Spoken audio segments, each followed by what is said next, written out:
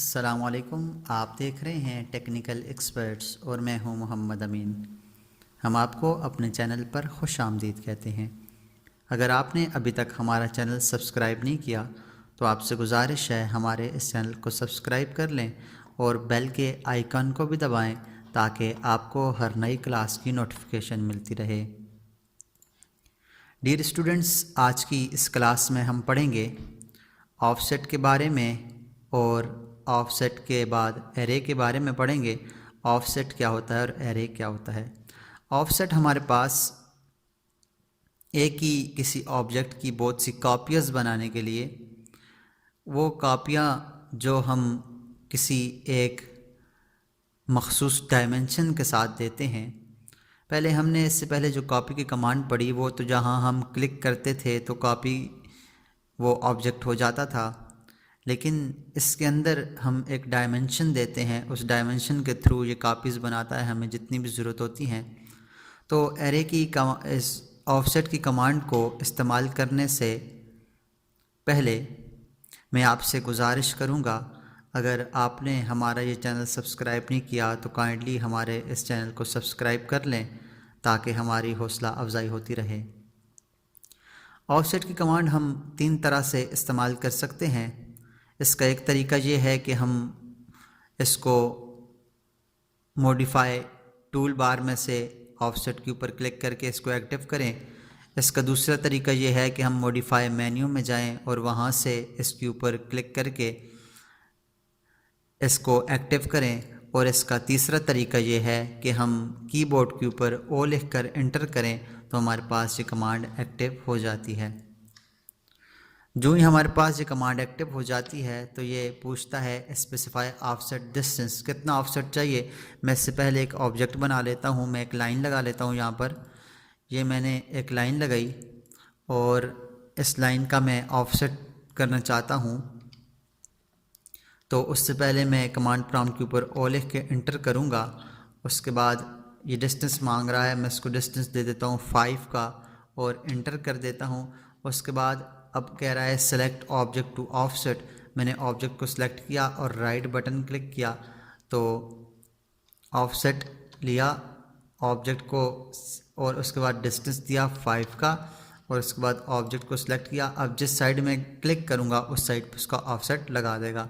अगर मैं इसको सिलेक्ट करके इधर क्लिक करता हूँ तो इस साइड लगा देगा। अगर मैं इसको दोबारा सिलेक्ट करके इधर क्लिक करता हूँ तो जिस साइड में जिसको सिलेक्ट करके मैं अब अगले ऑब्जेक्ट को सिलेक्ट करके उसको क्लिक करूँगा दूसरी साइड तो उसकी कॉपीज़ बनाता जाएगा एक सेम डिस्टेंस के ऊपर जो मुझे डिस्टेंस चाहिए। उसके बाद हमारे पास जो दूसरी कमांड है वो है एरे की।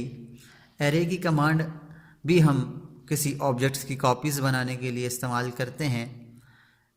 कॉपी बनाने से या ऑफसेट बनाने से हमारा जो वक्त है वो काफ़ी ज़्यादा सर्फ हो जाता है। तो एरे हमें एक ही टाइम में मुख्तलिफ़ कॉपीज़ मुख्तलिफ़ डिस्टेंस के साथ और बहुत ज़्यादा कॉपीज़ जितनी हमें चाहिए हो हम एक ही टाइम में बना सकते हैं।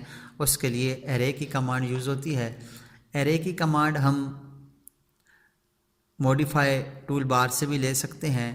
एरे की कमांड हम मॉडिफाई मेन्यू में जाकर यहाँ से भी ले सकते हैं। और अगर हम कमांड प्रॉम्प्ट के ऊपर AR लिखकर एंटर करें तो हमारे पास ये कमांड एक्टिव हो जाती है। जब हमारे पास ये कमांड एक्टिव हो जाती है तो उसके लिए हमारे पास पहले है रेक्टेंगुलर एरे और दूसरा है हमारे पास पोलर एरे। रेक्टेंगुलर एरे में क्या होता है कि ये रोज़ और कॉलम की सूरत में हमें कोई भी ऑब्जेक्ट की कॉपीज़ बना के देता है, जबकि पोलर एरे हमें गोलाई की सूरत में, जैसे हम सर्कुलर कोई चीज़ बनाएं उसके लिए हमें ये कॉपीज़ बना के देता है। तो उससे पहले मैं एक ऑब्जेक्ट बना लेता हूँ। मैं यहाँ पे एक सर्कल ले लेता हूँ और ये मैंने सर्कल ले लिया और यहाँ से मैं इसकी एरे की का करना चाहता हूँ तो मैं AR लिखकर एंटर करूँगा और इसके बाद मैं जाऊँगा रेक्टेंगुलर एरे पे।